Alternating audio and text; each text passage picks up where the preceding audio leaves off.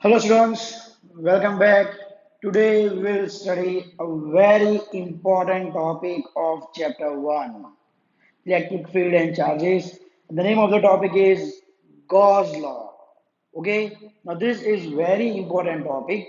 Gauss law gives us the formula for flux, electric flux over a closed surface, and it has an application to find out the electric field. Okay, so first we'll find out the formula that gives the Gauss, that is given by the Gauss law, that is about the flux. Okay, and then we will see how the Gauss law is useful for finding the electric field. Okay, so after that we are going to study about the application.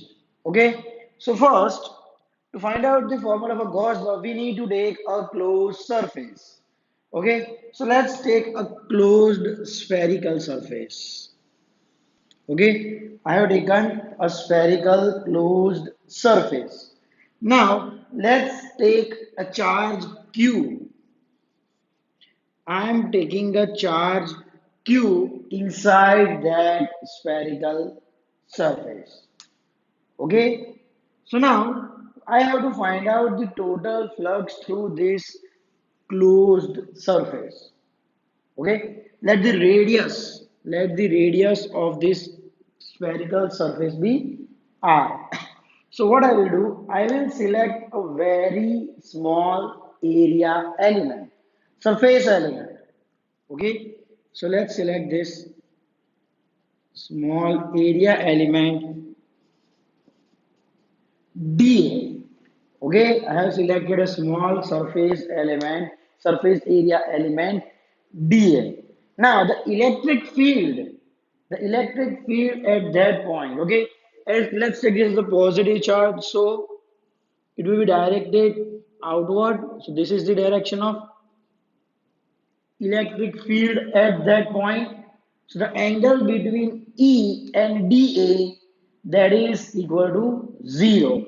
In this case, angle theta is equal to 0 degree. Angle between E and dA both is 0. Okay, so now what I will do, I will find out a small amount of flux. Okay, I will find out a small amount of flux passing through this area.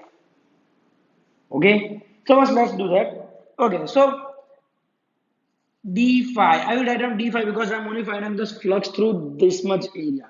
So what is the formula for flux? Flux, electric flux, number of electric field line passing through any surface normally through it. Okay, so it was E dot A. So what is the electric field? E. And what is the area? dA. So it is a dot product E dA cos 0 because the angle between E and dA is 0. So this will be equal to EDA. So what we had done, we had found out a very small area. We have selected a very small area element and we have found out the flux passing through this area. Okay, so the small amount of flux passing through this limited area, selected area is EDA. So if I need to find out the total flux, then what should I do? I should integrate d phi. Means I will integrate all these small dA element, the electric flux passing through all these small area element. Okay, so integrating it, we will get integration of EdA. Okay, electric field. See, now if I'm taking here, this is R.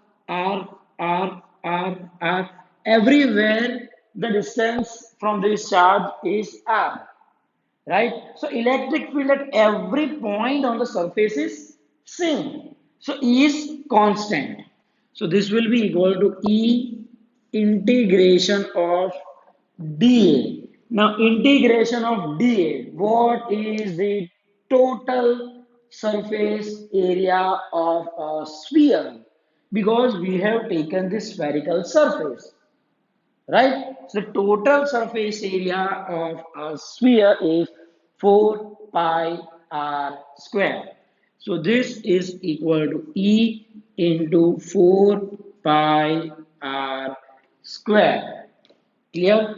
Electric flux is equal to E into 4 pi r square, right?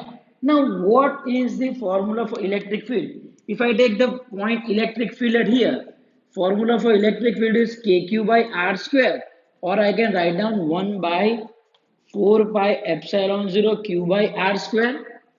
Okay, so this was the electric field at every point on the surface. So putting this value, I get 1 by 4 pi epsilon 0 q by r square into 4 pi r square. So 4 pi r square gets cancelled, and that implies flux is equal to q by epsilon 0. Okay, so this is Gauss law.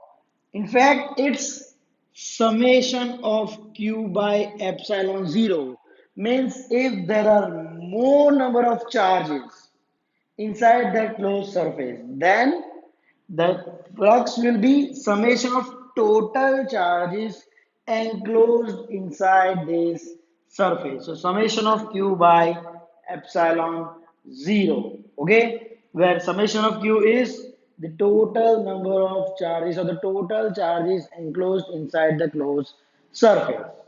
Clear? So if I want to state this Gauss law, then you can say that the electric flux passing through any closed surface. Remember, we have taken closed surface, sorry, spherical surface. But this is true for any closed surface. You can take any closed surface. You can take cubical surface, cylindrical surface. For any surface, this law holds true, right? So, if you want to state it, Gauss law, then it is the total flux passing through any closed surface is the ratio of the total charge enclosed inside that surface to the permittivity of free space. Okay, so this is Gauss law. So I'm repeating the whole Gauss law once again. Remember, so this is very important topic. Okay, see what does Gauss law gives? Gauss law gives us the total electric flux passing through any closed surface. So first, what type of area we have selected surface?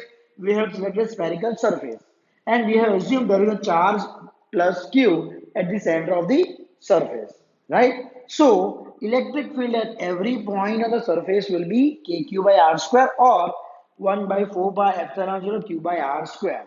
Okay, now we have selected a small area element dA, and the angle between E and dA is 0. So the small amount of flux passing through this is EDA cos 0, that is EDA, right? So this is small amount of flux d phi. So the total flux will be integrating, we will integrate this small amount of flux. So we get integration of EDA, E is constant, integration of dA, the total surface area 4 pi r square, putting the value of E, we get finally flux equal to Q by epsilon 0. Okay, so just go through this topic, that is Gauss law.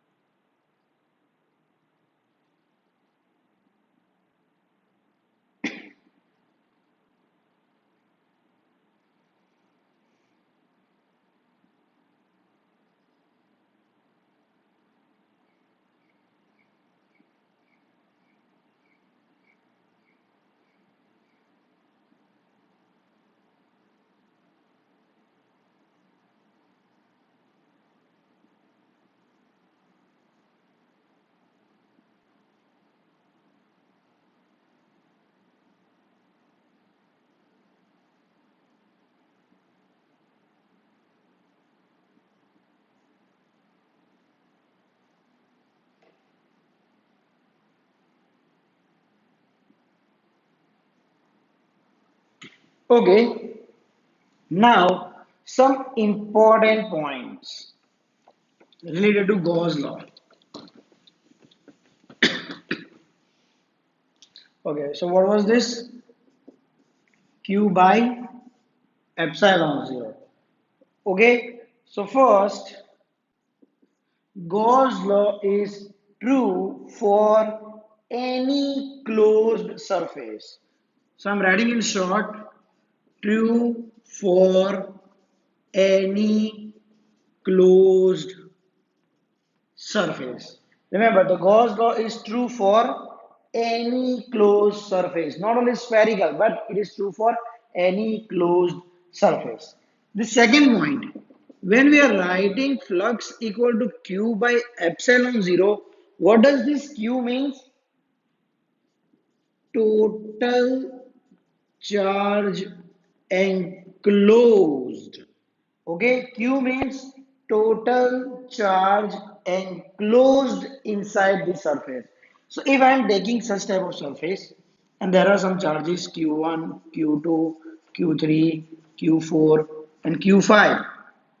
Okay, now what will be the formula for flux?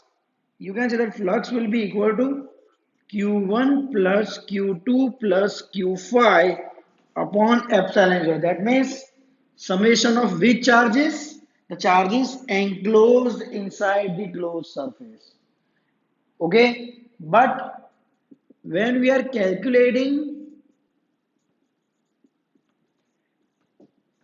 electric field, when we are calculating electric field, all charges are taken. Remember, when you are calculating the electric field, then all the charges are taken, right? Means when you are calculating flux equal to E dot dA, right? Then all the in that term E electric field, all the charges are taken. But when you are using this formula, summation of Q by epsilon zero, then this Q is only the total charge enclosed inside the closed surface. Okay. The fourth one is about Gaussian surface. Okay, the fourth law means the area that you select, right? The surface area or area that you select means here we had selected spherical area. Then that area is called Gaussian surface. Okay, if I select an area like this, cylindrical surface. Now the charges are here. Q1, Q2, Q3. Then this surface is the Gaussian surface. Okay, if I select an area like this, the charges are here, then this surface is called Gaussian surface. Okay, so that means the area that we are selecting to calculate the flux using Gauss law, that is called Gaussian surface. Okay, so these are the four important points related to Gauss law. So just go through these points.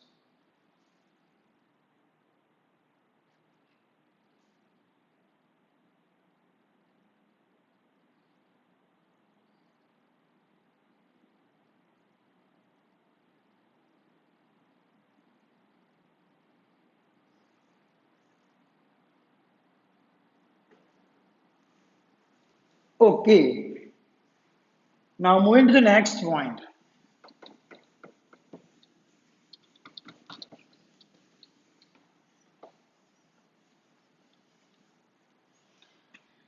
Now, the next point is applications of Gauss law.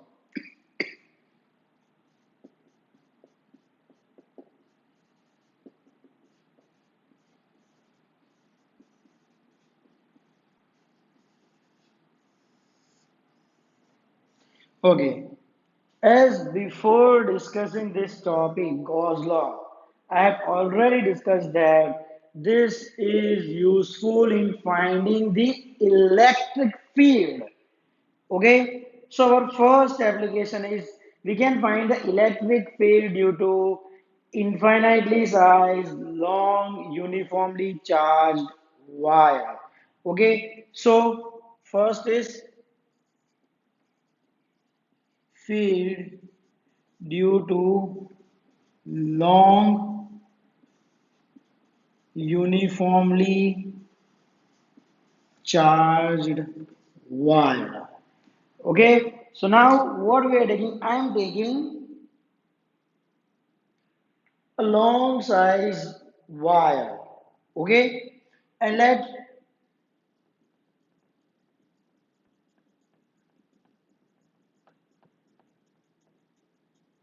okay, the charge is uniformly distributed.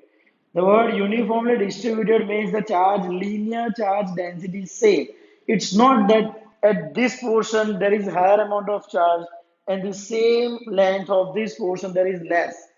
Okay, so if you cover the same length, any area, the charge amount of charge is same. So this is uniformly, okay, uniformly charged wire. Clear? So this is this study we studied this in linear charge density. Okay, so let linear charge density equal to lambda. Okay, and we are taking lambda is equal to Q by L. Okay, where L is the total length of wire, that is linear charge density. Okay, so now how we will find out the electric field? I want to find out the electric field at this point P. Okay, I want to find out the electric field at this point P. So what I will do, I will select a Gaussian surface. Which type of surface? Cylindrical Gaussian surface. Okay, so now,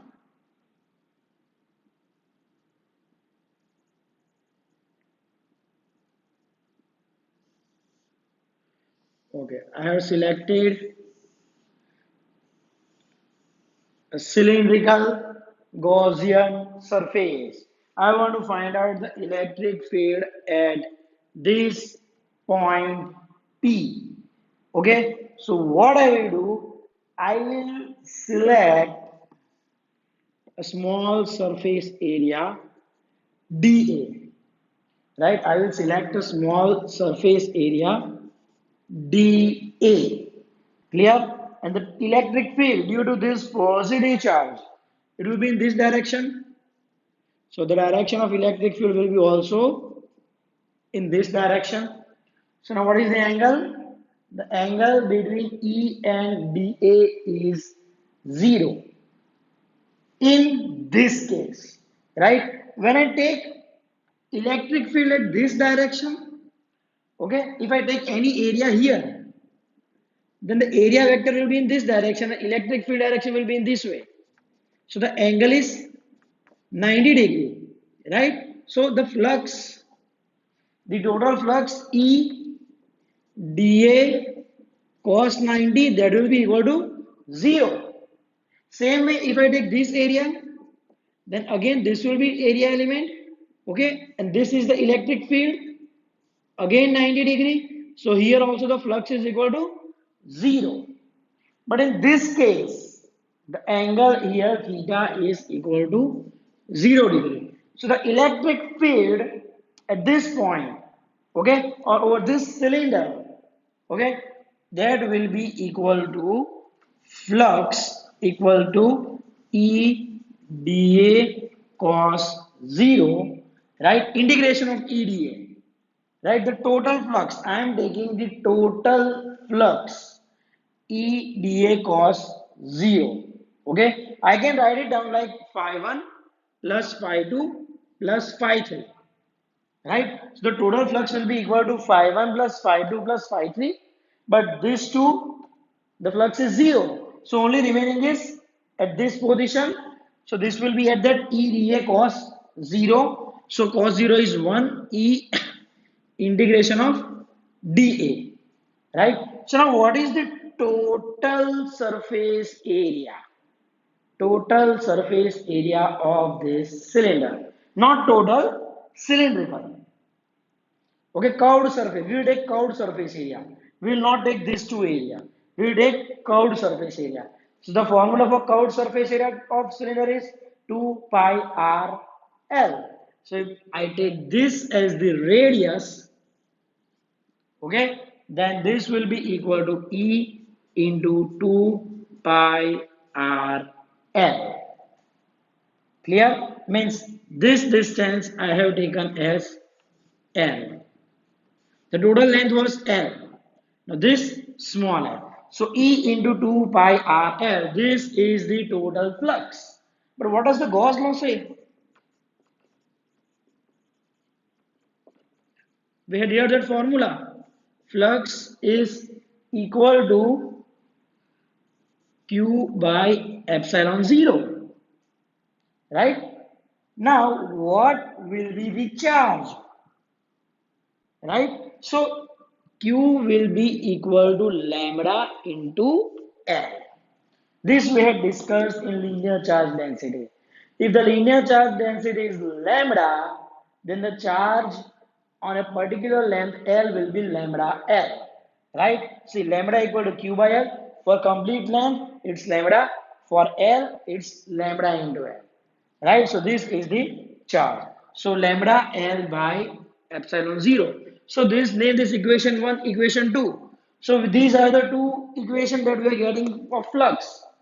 First using E dot dA, second using Gauss law. So both will be same. So E into 2 pi r L equal to lambda L by epsilon 0. So length gets cancelled. So what is the electric field?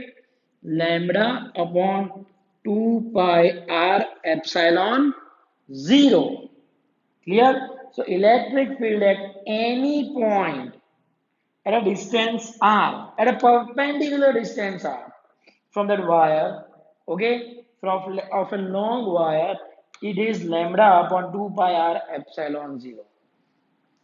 Clear? So this is electric field. Now, what I can do arrangement, multiply by 2, divide by 2. So what is this? 2 into 2, 4 pi epsilon 0. 1 upon 4 pi epsilon 0, that is K. So electric field will be equal to K. Now what is remaining? Lambda by 2K lambda by epsilon 0. Clear? So the formula for electric field for a long uniformly charged wire is E equal to 2K lambda by epsilon 0. Clear? This is the formula for electric field. I am repeating this topic once again. Okay, so what we had done, we had taken a long wire, uniform charge, total charge Q, total length L. So the charge density lambda will be equal to Q by L. Okay, now we have to find out the electric field at point P. So we have selected a cylindrical surface, right? So now there are three different types of surface. One, this, and second, and another is curved surface. The electric field due to these two surfaces, zero. Sorry, the flux due to these two surfaces, zero, because the direction between electric field and area is 90, so zero. So the only thing remaining is flux due to this curved surface area, right? And here the angle is zero. So this is equal to integration of E dot dA, EdA, and which dA we are taking? We are taking only d of curved surface, that is E into 2 pi r L. Okay, using Gauss law, Q by epsilon 0, where Q is lambda L. Equating these two things, finally we get E equal to 2K lambda by epsilon 0. Clear? So just go through this first application of Gauss law. Clear? And what is that? Electric field due to long uniformly charged wire. Okay, so go through this.